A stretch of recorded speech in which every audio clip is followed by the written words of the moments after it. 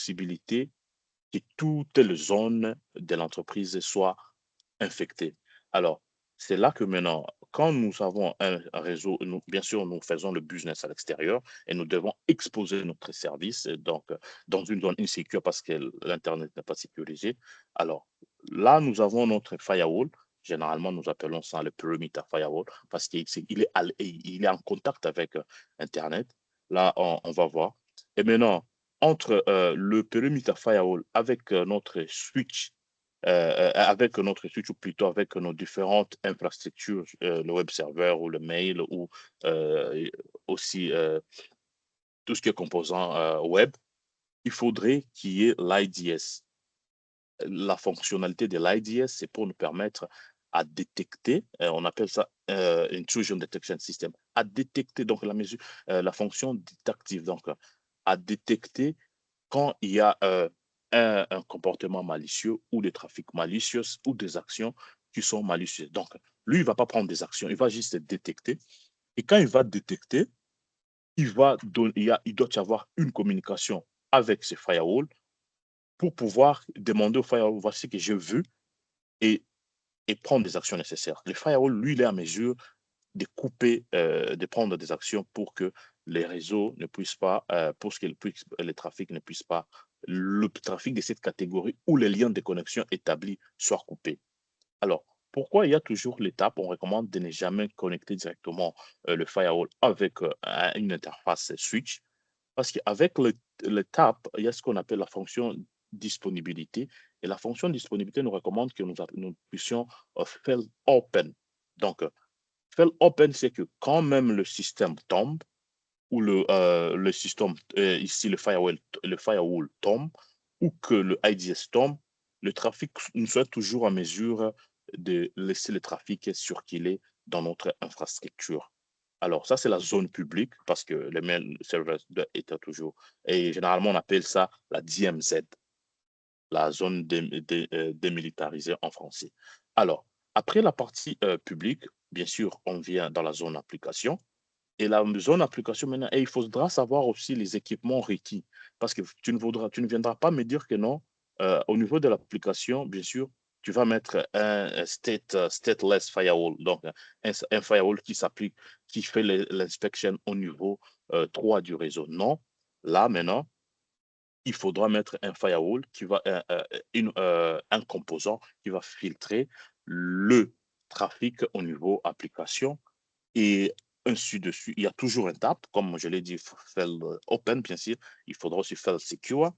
Et maintenant, au niveau des data, il faut avoir un engine network security monitoring et tout ça. C'est un engine qui nous permettra aussi de toujours filtrer et d'être à mesure de sécuriser la base de données. Alors, maintenant, ça, j'aimerais que nous soyons curieux. Peut-être que quand je vais finir avec la présentation ou avec à confectionner cette présentation, parce qu'il faudra mettre des sources, c'est un travail quand même scientifique, c'est un travail scientifique. Il faudra S'il vous mettre, plaît, monsieur Landry, est-ce que vous pouvez rentrer sur les schémas qui étaient avant là? OK? Bon, je pose la question pour toute l'audience. Je vois le feu là entre les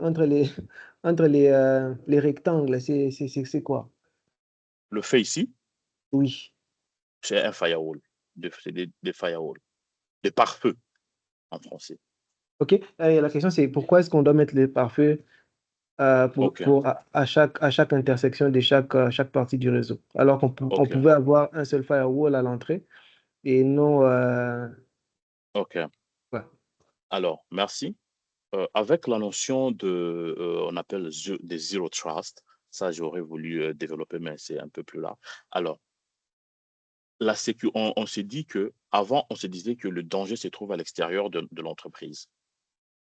Mais plus tard, on a remarqué que non, un employé aussi mécontent, ou que, il peut aussi faire des actions qui peuvent nuire à l'entreprise, ça c'est un, ou des deux, un employé peut être infecté. Par exemple, nous avons nos téléphones, nous avons nos montres connectées. On est rentré à la maison, on a utilisé les réseaux à la maison. Généralement, le réseau Internet à la maison n'est pas très sécurisé comme celui de l'entreprise. Alors, on arrive à la maison, on se connecte à notre réseau, un hacker nous a attaqué, on a été infecté depuis le réseau de la maison. on rentre au bureau, comme l'équipement, les téléphones ou la montre est connectée, elle est trust, comme, avec la notion de bring your own device. Donc, elle a accès au réseau de l'entreprise. Le hacker peut utiliser ça comme l'attaque surface, donc l'entrée, le point d'entrée du réseau, et il peut maintenant attaquer le réseau. Et si nous avons seulement un seul firewall,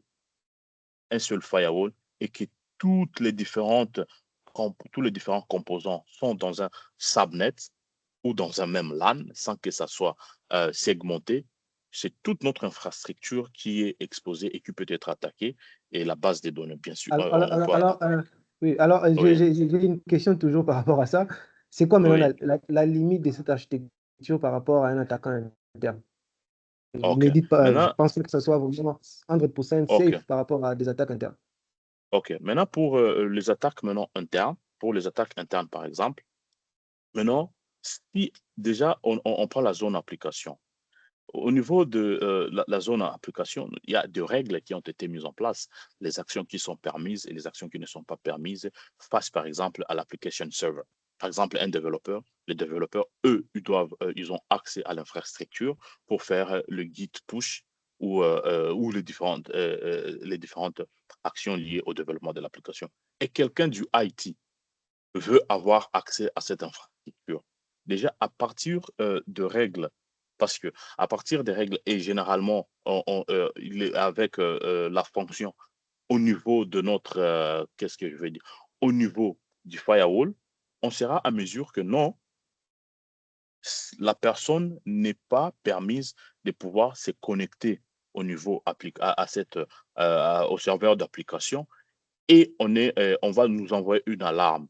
Et généralement, tout le WAF, ici, les firewalls qui permettent de faire la segmentation, ça shift leur trafic à ce que nous appelons SIM.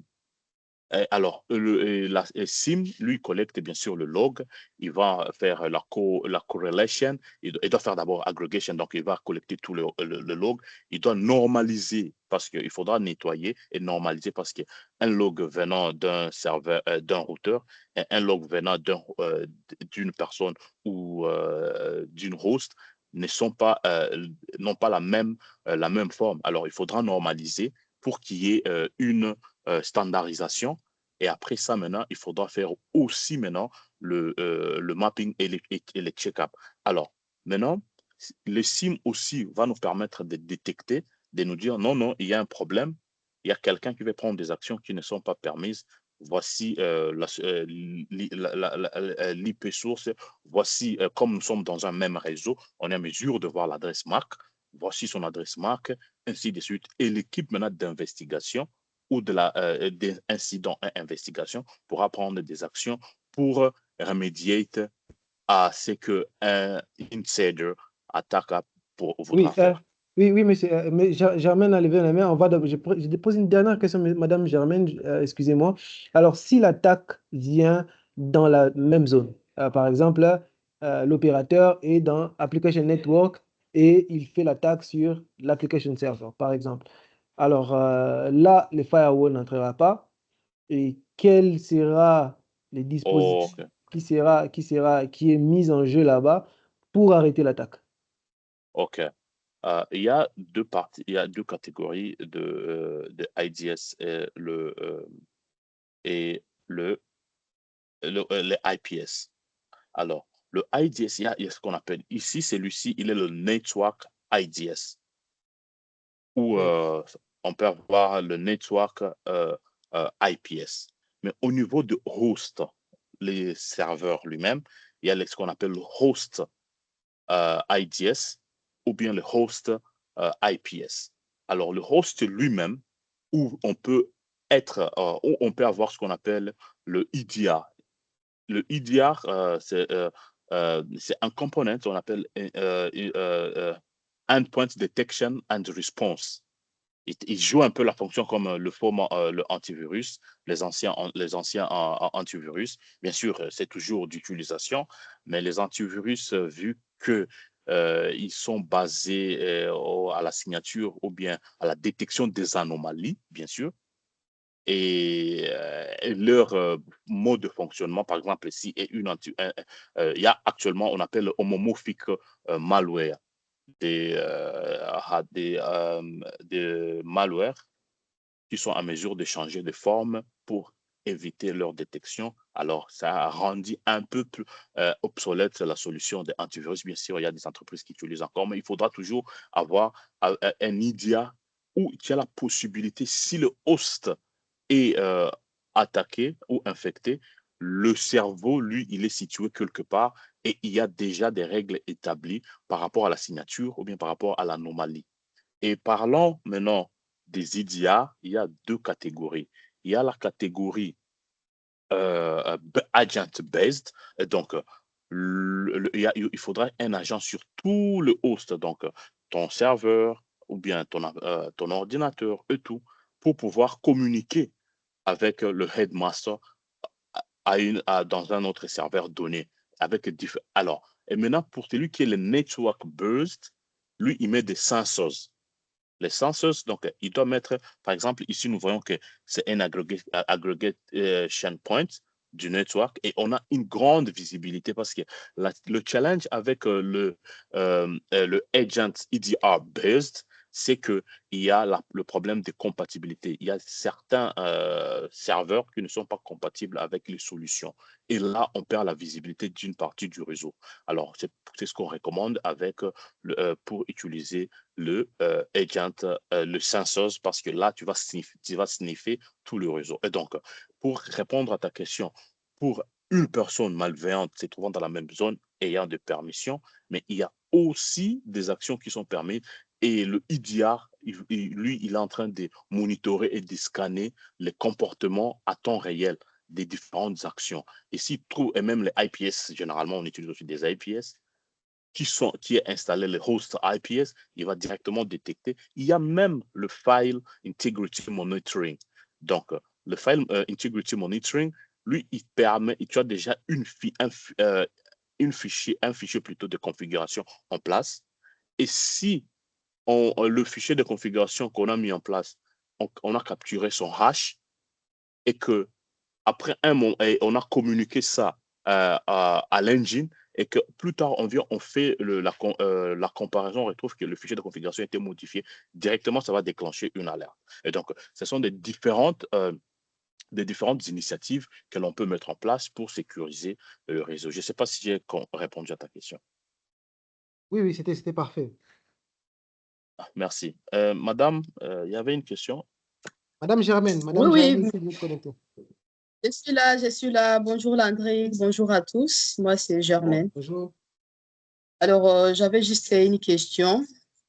Pas une question d'utilité, s'il vous Je plaît. vous ai suivi depuis que vous avez commencé et moi, aujourd'hui, je me dis, en tant que débutante ou quelqu'un qui apprend de la cybersécurité, nous sommes confrontés à une difficulté. C'est que les cours, par exemple, qui sont proposés en ligne, que ce soit des webinaires ou même des forums qu'on suit, c'est toujours théorique. Et Oui, aujourd'hui, on essaie de lier la théorie à la pratique. Dans la vie oui, pratique, ce qui se passe, c'est en cas d'incident, en cas de soucis ou même lors de l'implémentation des solutions, comment est-ce qu'il faut se prendre sur tout ça. Aujourd'hui, on ne sait pas lier les deux mondes, en fait. Donc, on reste dans la théorie, on comprend les concepts, c'est tout ce qui se passe, mais pratiquement, on ne sait rien. Et moi, ma question tourne autour de ça. J'aimerais savoir s'il y a, par exemple, des plateformes ou même, je ne sais pas, des lieux de laboratoire où on peut vraiment se ressourcer et pouvoir pratiquer tout ça. C'est un peu ça. merci beaucoup. Tu as été vraiment pragmatique et c'est bien de penser skills. Oui, il y a différents labs. Il y a le Try Hack Me, il y a Hack the Box. Là, vous expérimentez les différents scénarios de manière pratique des cybersécurité. Généralement, ce sont des labs déployés au niveau du cloud. Il y a aussi le CTF, le Capture the Flag Competitions. Donc, vous pouvez compétir en ligne. Bien sûr, pour compétir, il faudra d'abord avoir des compétences basiques que tu peux trouver pour un débutant, comme tu l'as dit. Il peut commencer sur Try Hack Me. Et si vous avez, par exemple, 6 à 1 année sur Try Hack Me, en obtenant différents points, en résolvant certains challenges qui vous octroient 2 points et que vous êtes dans une catégorie déjà poussée, vous pouvez essayer avec Hack the Box. Et en ayant déjà, si vous développez aussi avec Hack the Box maintenant, là, vous pouvez maintenant aspirer maintenant à des challenges un peu plus des niveaux intermédiaires.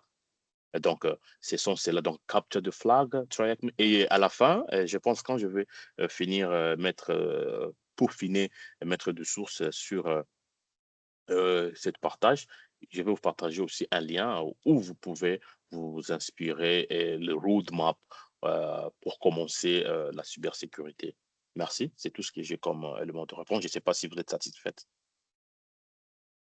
Oui, oui, merci beaucoup. Et autre chose, je demande si c'est possible, si vous pouvez nous partager le module que nous sommes en train de suivre maintenant à la fin, si c'est faisable. Gilbert, on parle avec lui à 23h, à 0h, bien sûr à 12h, à 11h. Donc, vous pouvez... Je dérange beaucoup M. Landry pour la Donc, communauté. Gilbert, je compte sur toi pour avoir ces modules alors.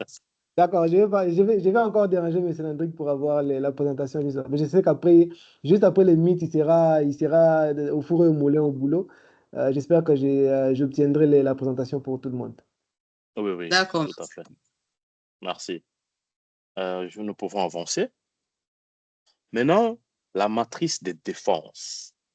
On va faire le security mapping. Parce que généralement, nous, comme vous avez dit, nous avons des concepts, mais on veut avoir des compétences pratiques. On veut donc être à mesure de préparer, être à mesure de préparer la nourriture et servir ça à table.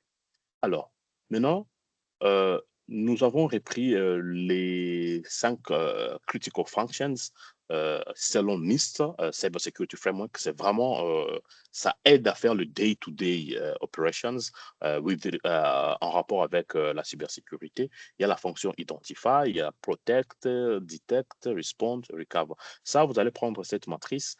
Vous allez aussi auditer votre entreprise. Pour ceux qui sont en cybersécurité, savoir est-ce que nous sommes en mesure d'identifier au niveau du device, par exemple, les devices, est-ce que nous avons un asset management, ce qui nous gère nos assets? Est-ce que nous sommes en mesure de répertorier tous les assets et savoir établir le owner et être en mesure de taguer, savoir ça c'est critical, ça c'est mission critical asset, ça c'est mission critical, ça c'est less critical.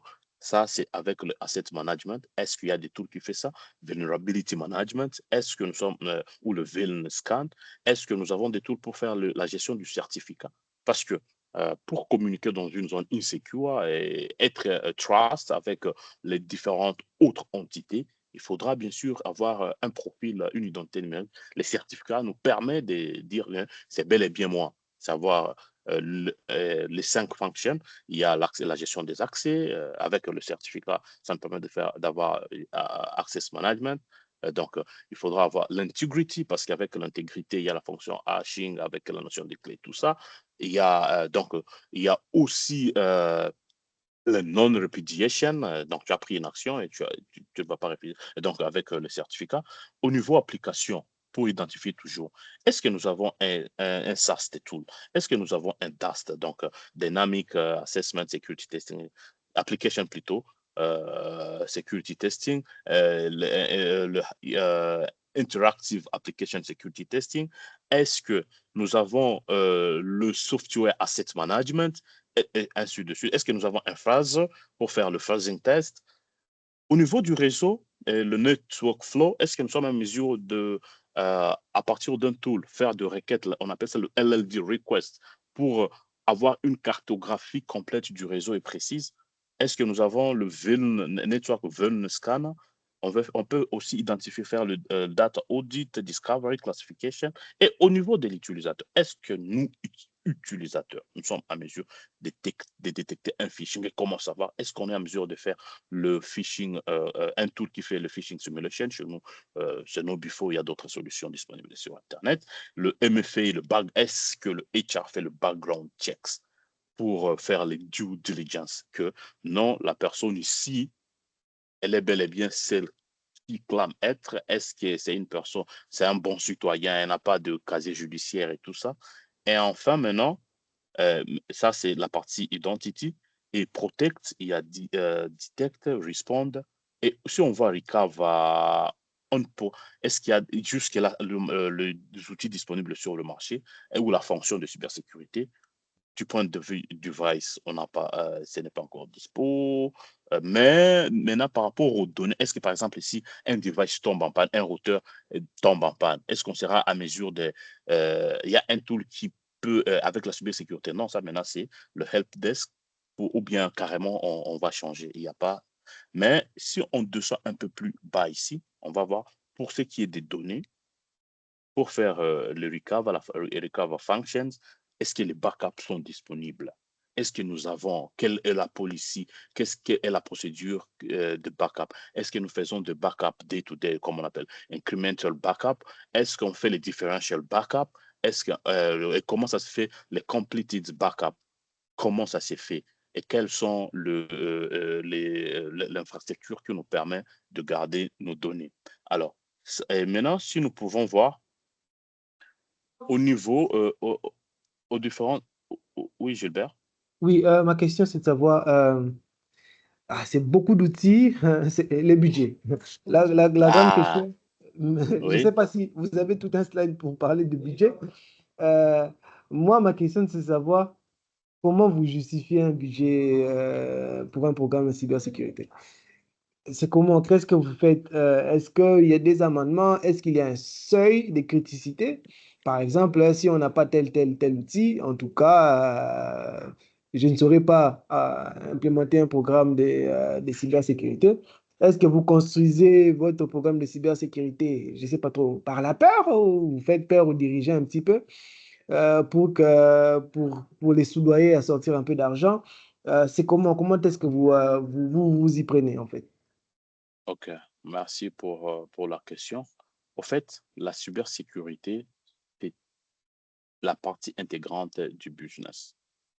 Et dans un de mes, pendant mon programme de Executive MBA, les cours principalement management, on te dit l'executive committee, le rôle principal d'un CEO, c'est d'accroître la santé financière des actionnaires, des board of directors, les actionnaires. Alors, maintenant, quelle est la justification que tu pourras apporter au DG? Parce qu'il faudra avoir la business justification pour convaincre les DG et les différentes entités qui siègent dans le comité des budgets, parce que bien sûr, quand on valide le budget, il y a aussi le comité de SCM, Supply Chain Management Committee, donc où ils doivent décider est-ce que réellement ça rentre dans nos différentes business functions pour accroître le bénéfice, pour accroître la clientèle, pour garantir la qualité des services disponibles. Alors, maintenant, en tant que CISO, bien sûr, je fais aussi le ACM Management, je gère les budgets pour notre division. Alors, c'est là, pour soumettre une requête, il faudra voir la fonction que, par exemple, nous voulons être à mesure de répondre aux incidents. Prenons le cas du EDR, Incident Response. Euh, alors, comment le endpoint, comment répondre aux incidents? Déjà, la response functions, elle rentre dans la partie disponibilité des services. Imaginez-vous, le serveur le serveur du M-Pesa tombe pendant 1 heure du temps. C'est le service qui est down et imaginez-vous le perte que nous allons faire en termes de transactions. Alors, déjà, cette notion maintenant, il faudra toujours, il y a une formule qu'on appelle le annual loss expectancy. Bon, je vais mettre ça dans le format final, où nous devons toujours prendre le single loss exposure multiplié avec le RO. Donc, ça nous permet d'exprimer d'abord un manque au bout d'une année, donc le loss que nous attendons. Donc, on s'est dit, nous sommes préparés à ça parce que nous n'avons pas cette fonction. Donc, on évalue la probabilité et l'argent. Et aussi, il faudra toujours utiliser FAIR, donc le quantitative approach pour convaincre le business. Vous leur dites, OK, nous n'avons pas l'outil à répondre aux incidents. Et si ça tombe au bout d'une heure, au bout, au bout d'une heure, voici ce que nous allons perdre. Et cela vient être secondé par ce qu'on appelle le business continuity management. Ça, Modeste pourra développer le mois prochain, où on s'est dit, OK, il y a trois grandes métriques qu'il faudra considérer. Il y a le RPO, il y a le RTO et aussi les WRT. Bon, euh, alors, je vais rendre ça un peu simple, très facile à comprendre. Pour, par exemple, on s'est dit, bon, je vais toujours prendre l'exemple de M-Pesa. Quelle est la durée maximale du temps que nous pouvons être indisponibles sans impacter le business ou même la banque, par exemple? Quelqu'un a sa carte, aller dans un distributeur, mais quand il va faire l'opération, il va retirer le cash in, cash out. Non, il n'est pas à mesure de le faire. Le système est down pendant 3 heures. Là, maintenant, il y a le MTD. Le MTD, c'est le temps maximal que l'entreprise peut accepter de ne pas être disponible ou de ne pas être disponible avant que le business avant que nous puissions perdre notre position sur le marché, notre clientèle et les services. Et donc, maintenant, le CEO, lui, il sait que nous devons toujours être disponibles pour être à mesure à gagner la confiance du client, accroître et aussi fidéliser les clients. Et donc, on voit ce qu'on peut perdre. Est-ce qu'on peut gagner en ayant la fonction à l'interne? C'est la question liée sur la prise des risques, la gestion des risques. Généralement, le top management, toutes les décisions, toutes les stratégies qu'un CISO ou une autre équipe de cybersécurité ou directeur de cybersécurité peut prendre pour initier, c'est des recommandations pour pouvoir permettre au top management, qu'on appelle en anglais, to take informed decisions. Donc, on prend des décisions on prend des décisions sur base des risques, sur base de ce que la cybersécurité nous recommande. Donc, tout ce que nous faisons, toutes les fonctions ici de cybersécurité, c'est lié à la gestion des risques. Et les risques, la cybersécurité pour une entreprise mature doit être traitée comme une enterprise risk. Il y a une question. Oui, il y a Et, M.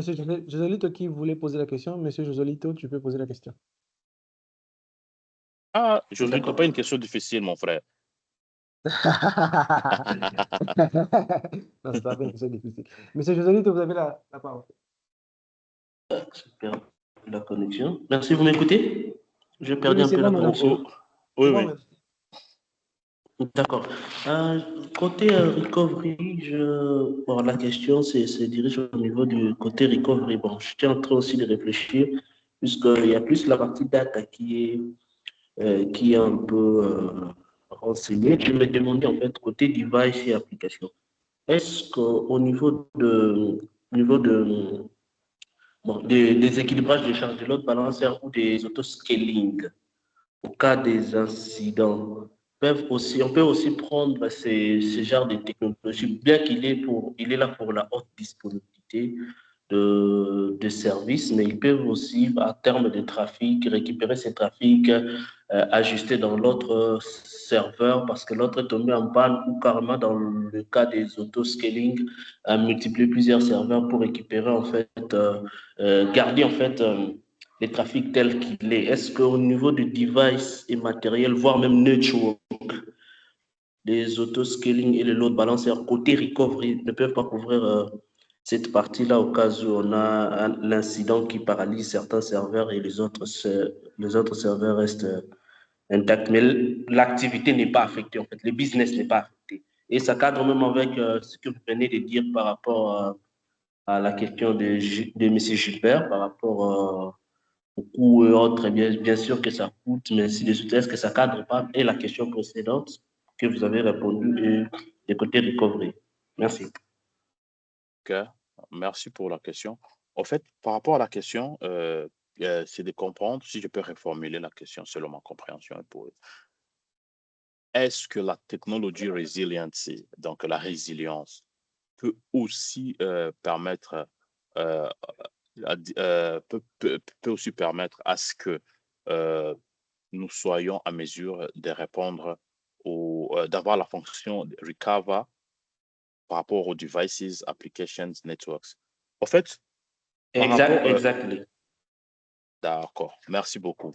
Alors, par rapport à ça, en fait, la technologie resilience fait partie du business continuity management. Et je l'ai dit tantôt que c'est le tout dernier contrôle de la cybersécurité.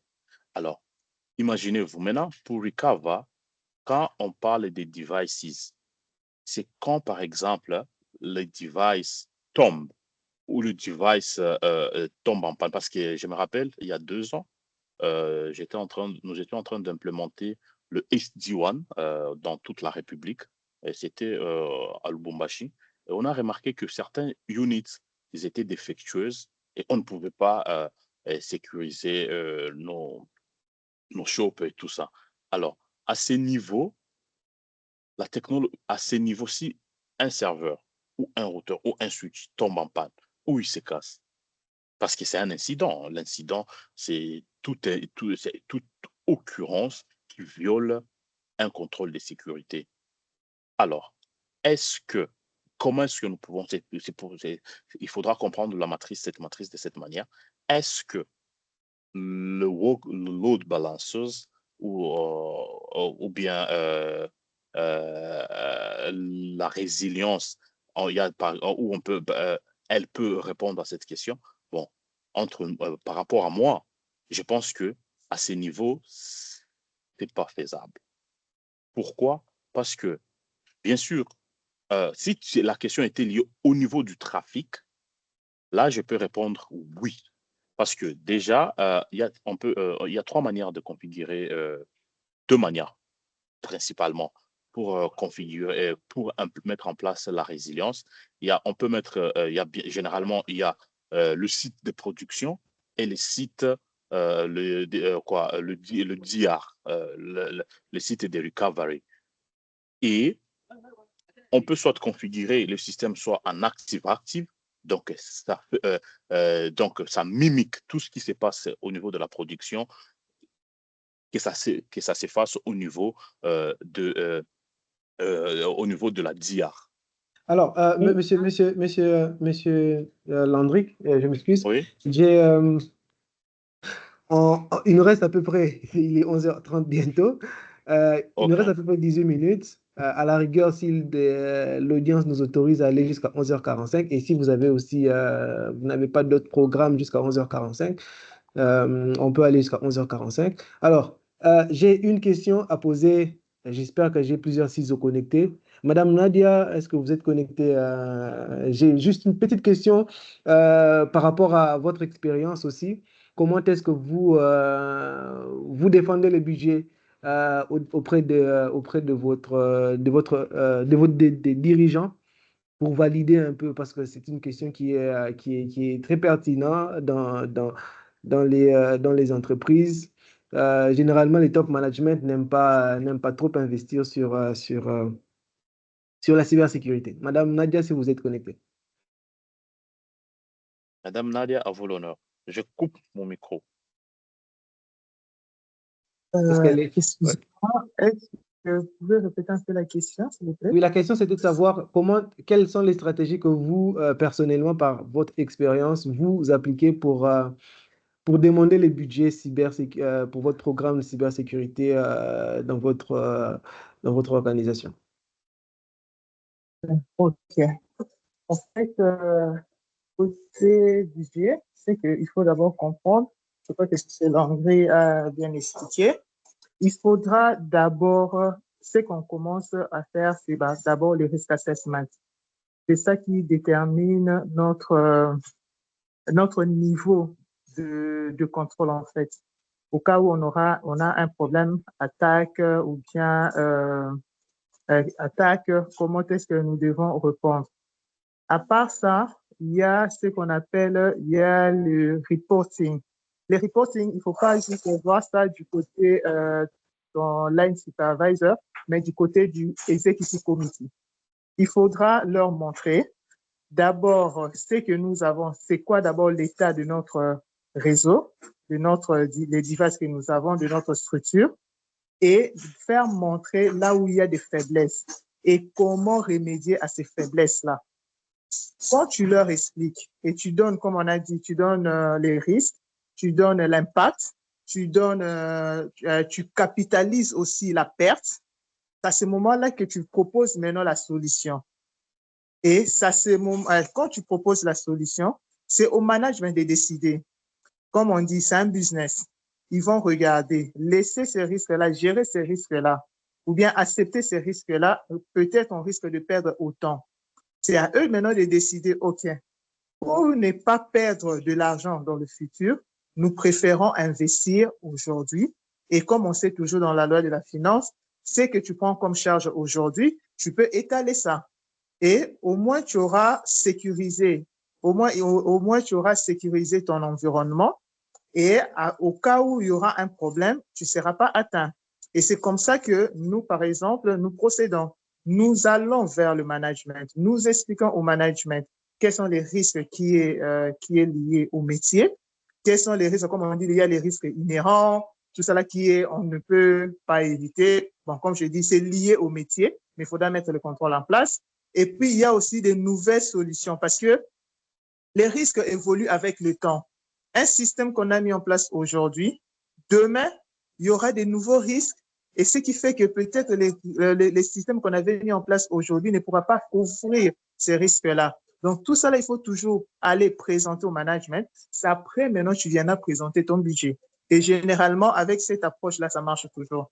Mais quand tu viens seulement, tu prends un budget, tu pars au niveau de exécutif, tu pars au management, tu commences à leur expliquer, non, par rapport à ça, on a besoin de ça, besoin de ça. Et ils ne comprennent pas l'enjeu, en fait. Pourquoi est-ce qu'ils doivent investir autant dans cette solution-là? Mais s'ils connaissent réellement les enjeux et puis les risques qu'ils doivent protéger, je pense que ça passe toujours. Je ne sais pas si j'ai répondu à votre question. Merci. Ok, en tout cas, c'est parfait. Moi, j'ai noté plusieurs points. Euh, en en tout cas, j'apprends beaucoup hein, quand je me connecte au meet-up comme ça. Monsieur Landry, je sais vous aviez prévu beaucoup de choses à nous partager aujourd'hui, mais le temps nous fait un peu défaut. Je vais aussi, merci Madame Nadia pour l'intervention. Et je vais aussi poser les deux questions qui vous sont posées au chat. Si vous prenez 13 minutes pour répondre à ça, ça sera aussi bon. Et si vous finissez plus tôt, vous pouvez nous partager 2-3 slides pour finir à 30 et peut-être pour la prochaine fois, on va encore vous réinviter. Ou bien même trouver une façon d'avoir plusieurs ciseaux, ou deux ou trois, vous, Madame Nadia, et d'autres ciseaux, peut-être Monsieur Miles, pour partager sur sur ces sujets. Alors, la question de monsieur, de madame, j'espère, madame Kersia, c'est par rapport à l'architecture que vous aviez dans les slides précédents, le firewall et les IDS fonctionnent en symétrie. Et quel device jouera le rôle du cleaner en cas d'attaque? Et puis, monsieur Ezekias Kumbu a dit, existe-t-il une posture minimale en matière de sécurité qu'une organisation devrait adopter en fonction de sa taille? Ensuite, il a encore posé quels seraient les éléments essentiels de cette posture pour chaque catégorie et comment ces risques s'appliquent-ils spécifiquement à une entreprise de télécommunication. Et puis, Harrington, à la fin, demande c'est quoi? What about forensics? Ah, moi, je ne parle pas bien anglais, hein, monsieur Harrington. Voilà, monsieur Landrick, à vous la parole. Les questions sont dans le chat. Oui, merci. Évidemment, je les ai vus et je voulais y répondre. Alors, par rapport à la question de Madame Kersia, est-ce que le firewall et les IDS fonctionnent en symétrie? Et quel device jouera le rôle du cleaner en cas d'une attaque? Alors, déjà, le firewall, c'est un équipement faisant partie du réseau interne, du réseau informatique On peut avoir, actuellement, il y a 4 catégories des firewalls, mais ce qui est plus répandu, c'est 3 catégories, en fait. Il y a le firewall au niveau à la couche réseau. Je suppose que nous tous, nous sommes proficients au modèle ISO TCP/IP. Alors, le firewall au niveau réseau, il y a le firewall au niveau transport. C'est d'abord le meilleur, qui est dynamique, qui est les stateful, qui fait le stateful inspections et qui peut adapter le rôle selon les différentes requêtes. Et aussi le WAF au niveau réseau, c'est aussi au niveau application plutôt, c'est aussi un firewall. Et il y a aussi un autre secret firewall au niveau à la couche 5. Ça, c'est pas très répandu, mais ça existe aussi. Ça permet aussi de checker les différentes règles liées aux différentes entités.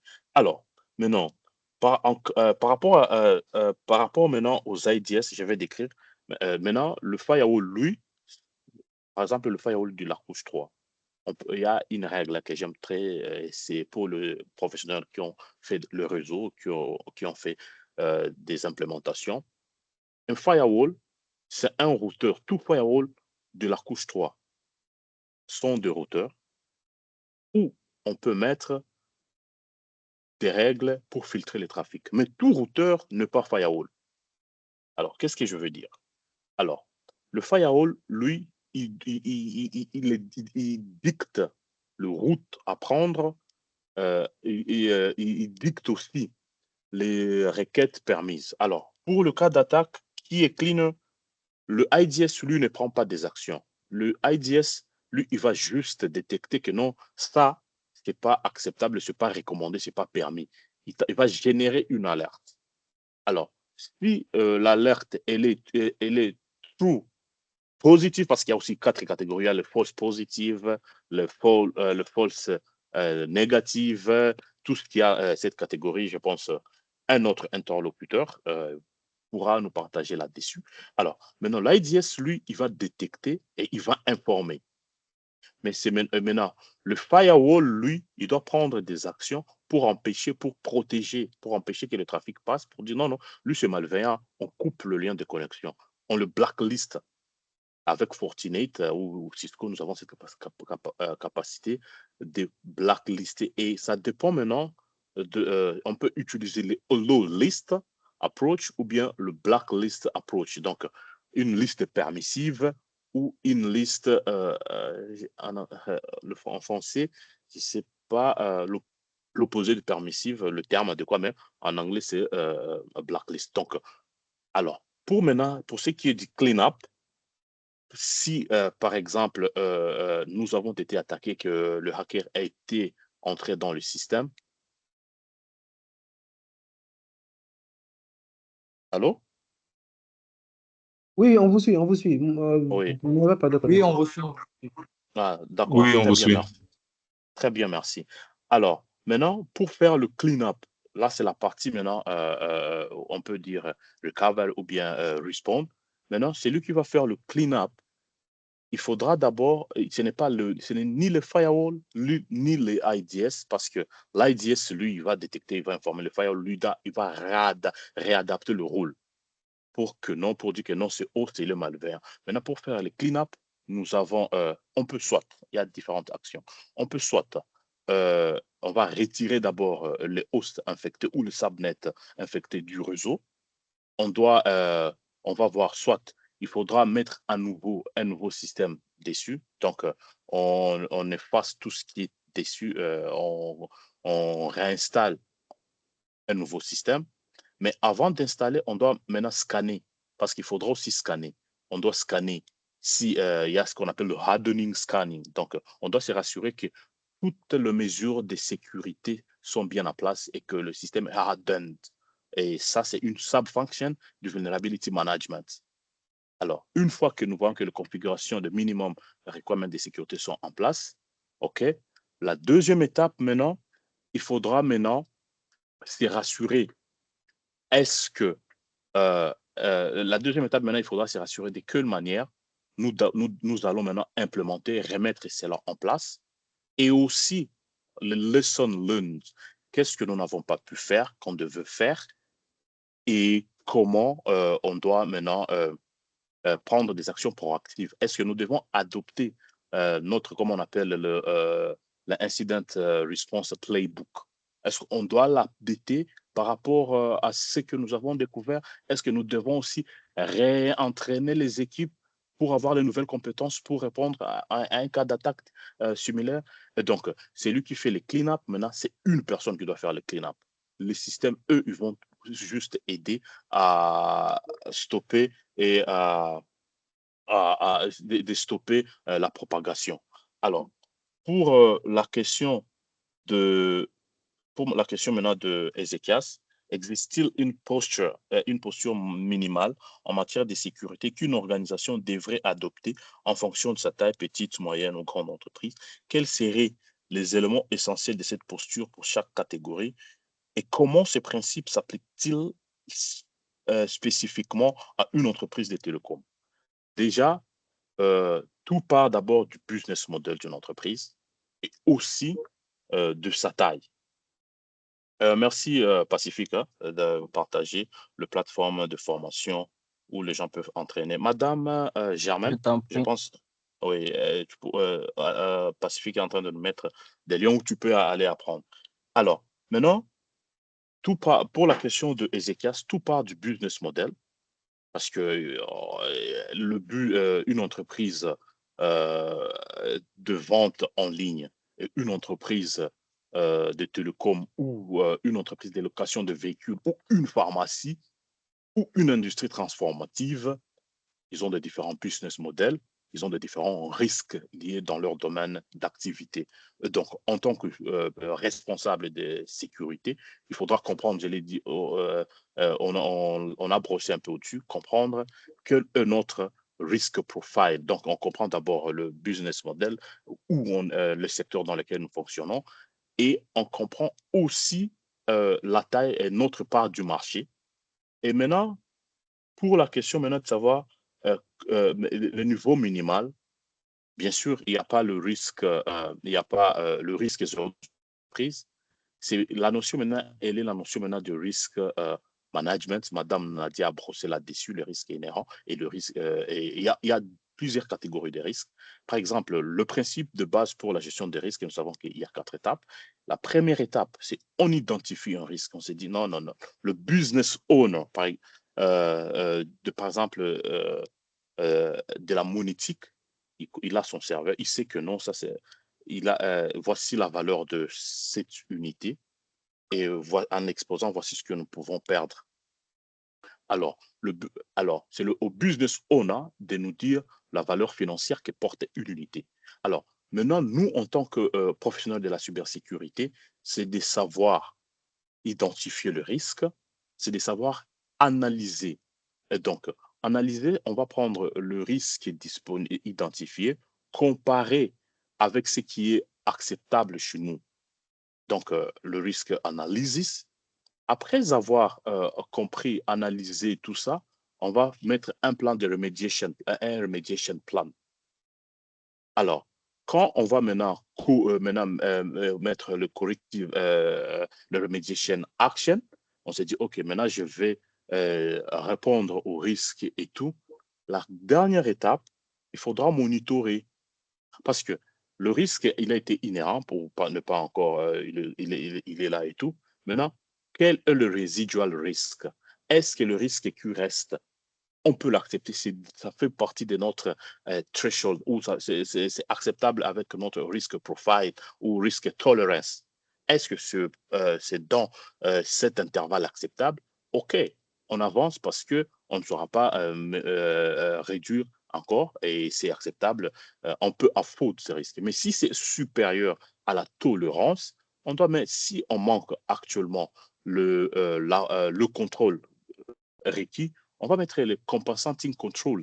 On va mettre les contrôles compensatoires pour pouvoir mitigate the risk. Et il y a 4 catégories, comme je l'ai dit. Il y a le risk avoidance, il y a le risk acceptance, là on va accepter. Il y a le risk mitigation et le risk transfert. On peut transférer aussi les risques. On s'est dit, OK, nous ne saurons pas résoudre, on ne saura pas être accountable financièrement par rapport à ces risques. Alors je transfère.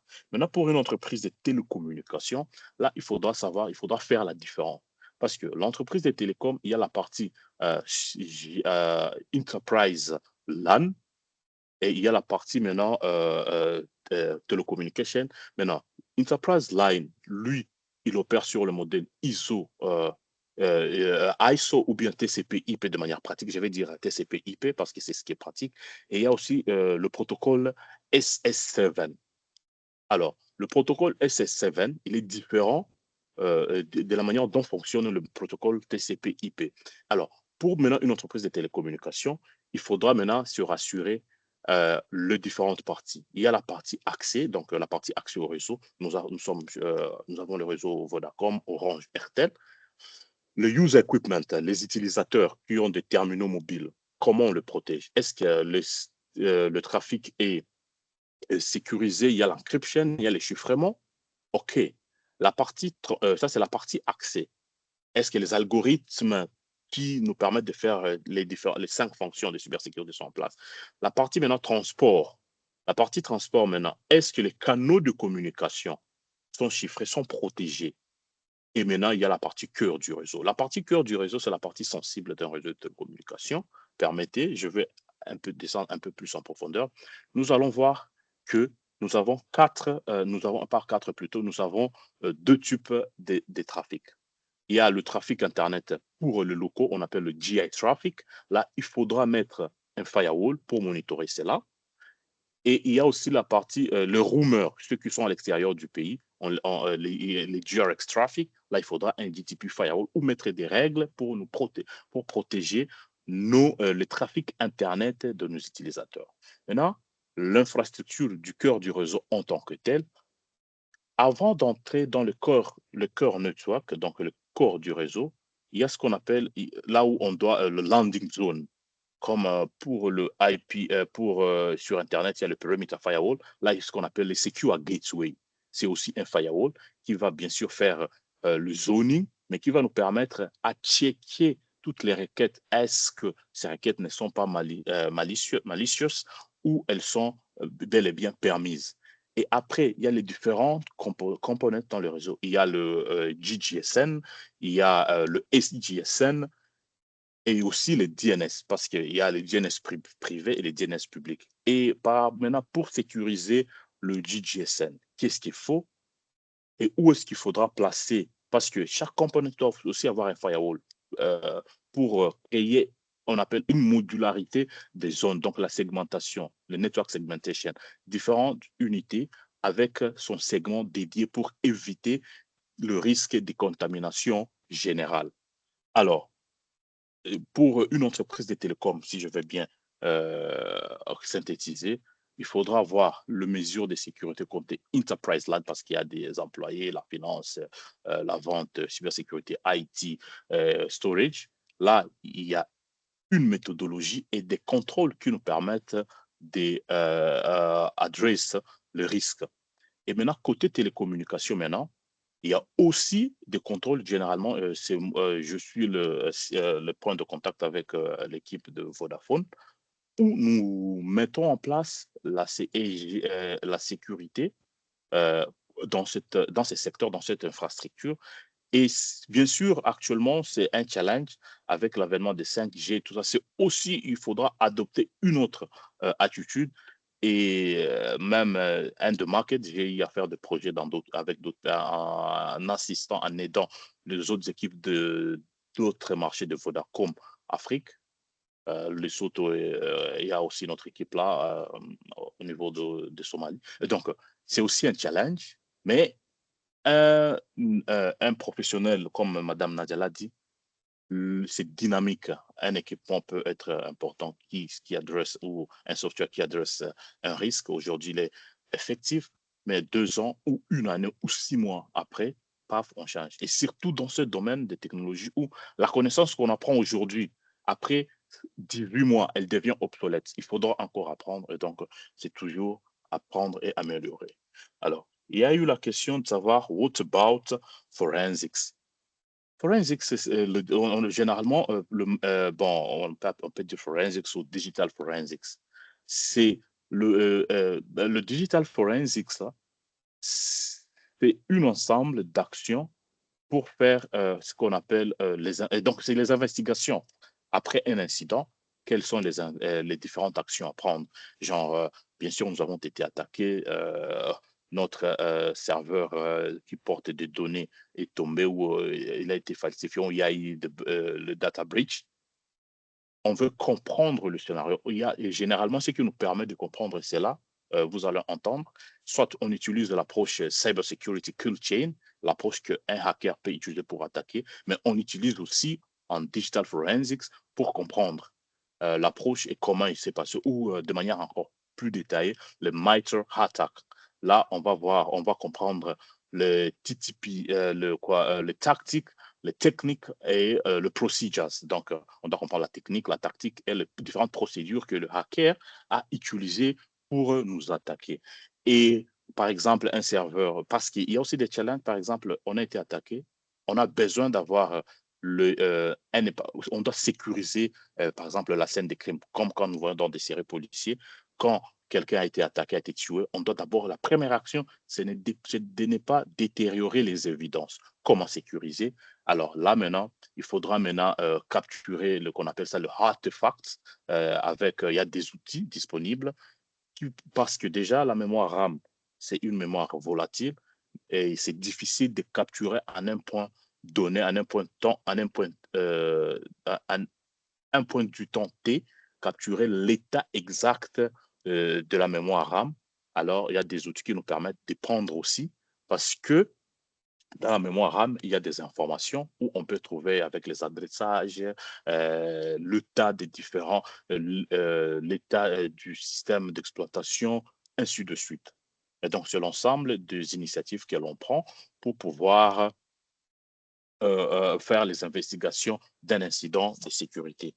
La question de Ézéchias, je la laisse à Madame Nadia parce que paraît-il, apparemment que ça a été adressé chez moi et chez elle.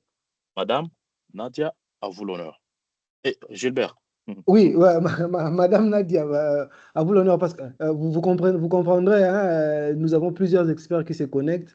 Moi, personnellement, depuis qu'on a commencé cette série des meet-up sur la cybersécurité, je note beaucoup. J'espère que je finirai en cybersécurité. J'ai pris vraiment que je finisse en cybersécurité. Alors, plusieurs experts sont connectés. Monsieur Anne, vous êtes connecté. Il y a des questions qui vont de gauche à droite.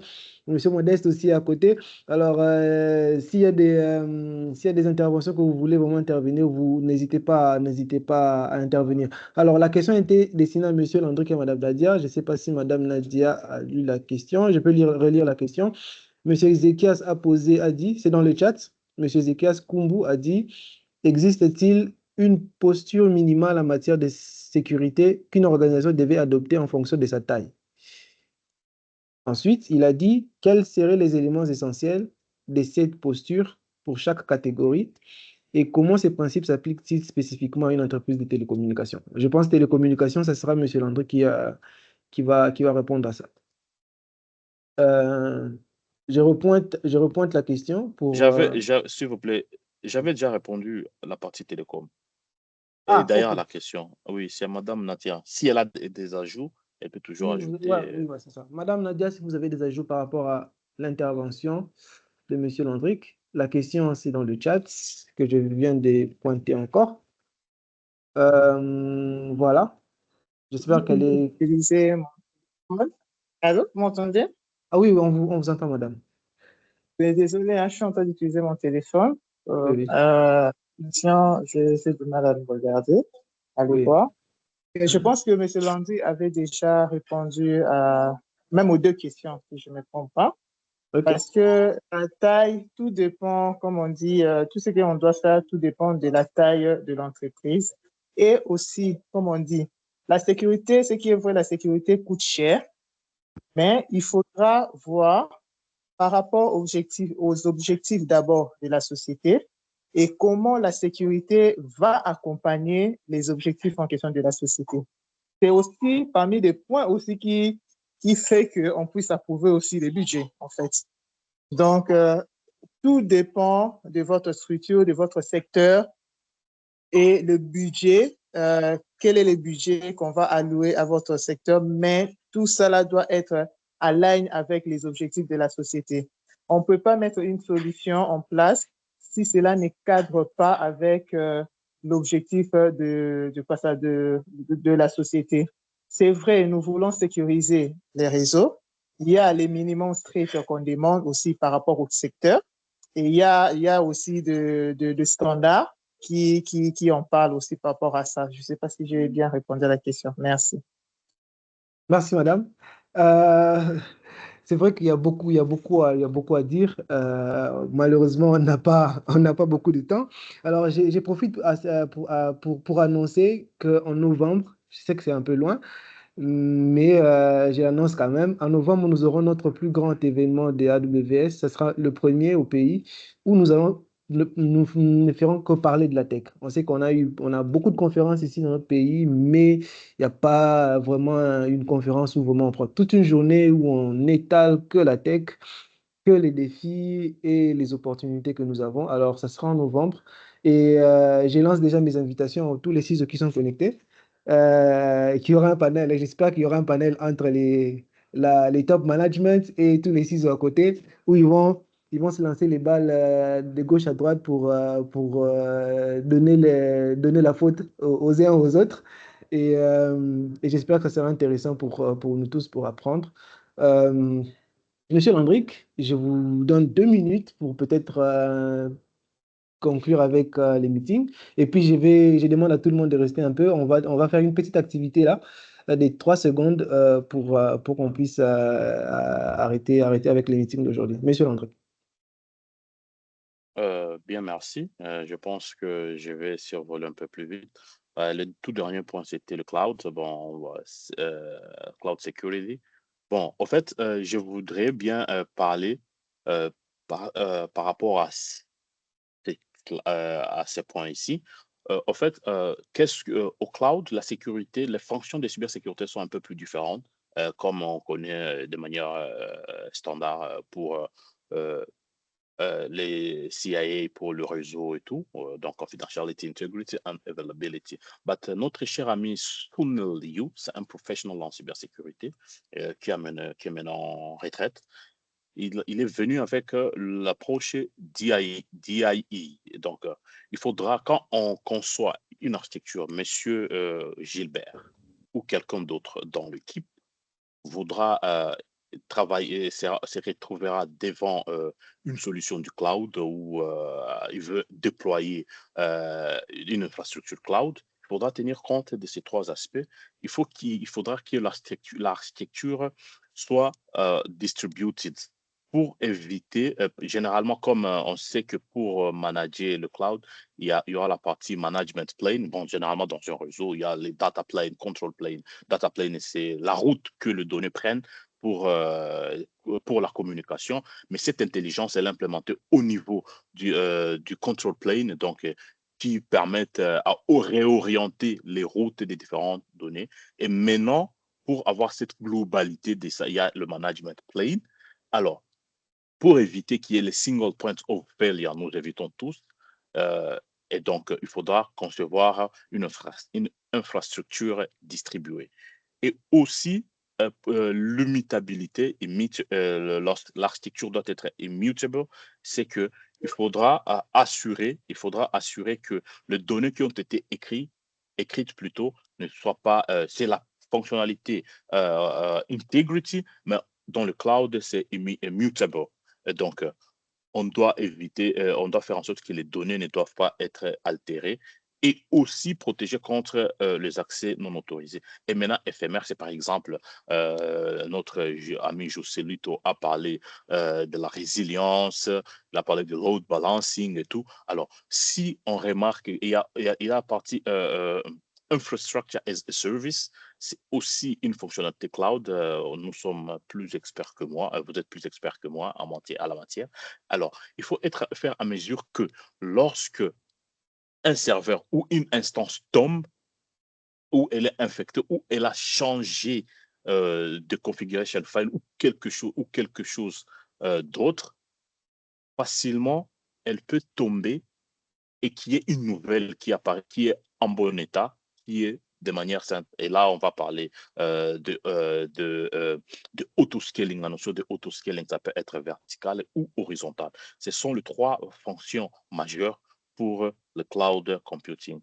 Et la sécurité, les outils de sécurité qu'on peut utiliser dans le cloud. Il y a le Cloud Security Posture Management. Généralement, ce sont nos outils traditionnels pour le Vulnerability Management. On peut scanner tout ça. On doit comparer les configurations avec le benchmark et aussi identifier la misconfiguration. Parce que dans le cloud, il y a généralement deux grandes failles. Il y a failles liées à l'identité, à la gestion des accès, ou Identity and Access Management, et puis la misconfiguration. Donc, le CASP, ça nous permet de pouvoir scanner et identifier. Maintenant, le Cloud Workload Protection Platform, généralement, c'est pour les applications natives. Et ça supporte aussi le container et les Kubernetes. Et ça identifie aussi, généralement, ça,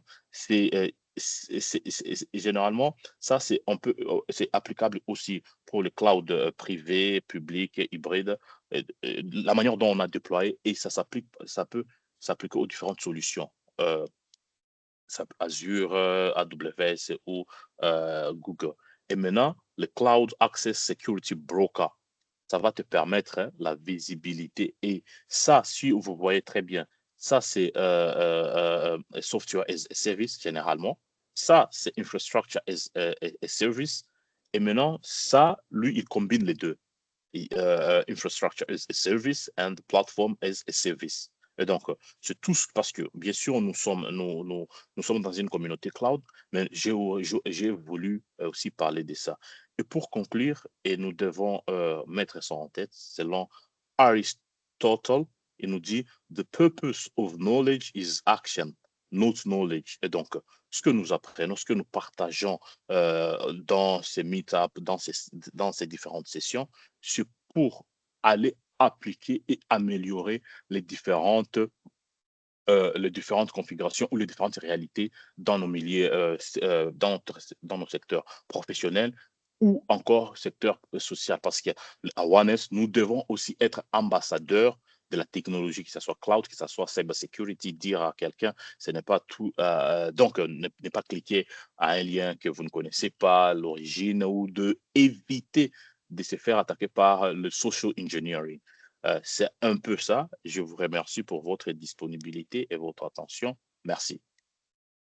Merci beaucoup à Monsieur Landrick, merci à Madame Nadia, merci à Monsieur Anne, merci à Monsieur Modeste qui est à côté de moi, merci à tous les experts qui sont connectés. Monsieur Landrick, vous pouvez arrêter le partage. Je demanderai à tout le monde, s'il vous plaît, sauf ceux qui sont dans des endroits où ils ne veulent pas qu'on puisse leur voir, que chacun puisse juste ouvrir la caméra et on va juste voir tout le monde. Et puis, moi, j'ai plein de barbes, hein. Si c'est possible pour tout le monde, juste pour faire un coucou et puis on va arrêter la réunion. Ah! Alors, bonjour, monsieur Anne. Est-ce que tout le monde ne peut pas ouvrir sa Bonjour, caméra? bonjour ingénieur Gilbert, bonjour à tous. Bonjour. La Bonjour, caméra de tout le bonjour. monde, la caméra de tout le monde, si vous êtes là, la caméra de tout le monde, la caméra, juste la caméra. Bonjour à tous. Bonjour. La caméra, monsieur Poyabel, monsieur Joël Ndossi, si c'est possible. Madame Germaine, si c'est possible. Monsieur Imani, Madame Nadia, Monsieur John, Shima, Monsieur Plamedi. Juste un petit coucou et puis après on se sépare. Merci beaucoup. En tout cas, merci beaucoup. J'étais très content d'avoir appris de Monsieur Landrick. J'ai noté beaucoup de choses et j'espère qu'il va encore revenir parce que je dérange beaucoup Monsieur Landrick. Et j'espère que je l'aurai encore prochainement. Mais je souhaiterais vraiment que prochainement, que j'ai beaucoup plus de ciseaux sur un même meeting. Et ça nous aidera à avoir de la qualité et surtout la quantité d'informations en un seul meeting. C'était vraiment super, je suis vraiment content et merci à toutes les personnes qui se sont connectées. On était arrivé jusqu'à 40, mais après, puisqu'on a dépassé les temps prévus, certaines personnes se sont déconnectées. Alors, je vous remercie d'avoir été connectés et on se voit à la prochaine, le samedi prochain avec l'employé de AWS qui sera connecté. Merci beaucoup. À plus, à demain. Ok, Merci. À samedi À prochain. plus. Merci aussi beaucoup. Merci. Merci beaucoup. Merci. merci. Merci, Monsieur Landrick, Madame Nadia, Monsieur Anne. Merci. Ah, merci, Monsieur Decker. Ézéchias. On vous a vu. Isère, merci. Merci beaucoup. Merci. Madame Germaine, merci. Moi, je reste les derniers à arrêter la réunion. Avec Monsieur Landrick. Oui. Il n'y a pas de souci.